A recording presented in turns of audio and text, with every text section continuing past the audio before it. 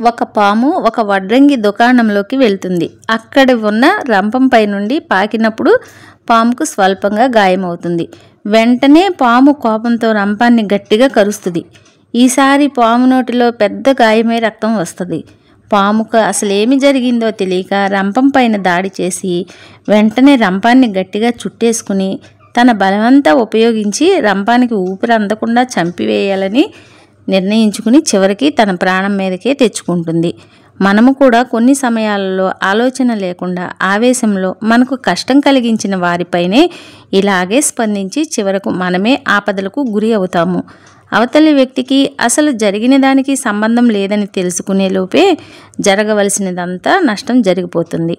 జీవితంలో కూడా ప్రశాంతంగా ఉండాలంటే కొన్నిసార్లు అనవసరమైన కొన్ని పరిస్థితుల్ని, మనుషులను, వారి ప్రవర్తనను, వారి మాటలను మనము పట్టించుకోకపోవడమే చాలా మంచిది.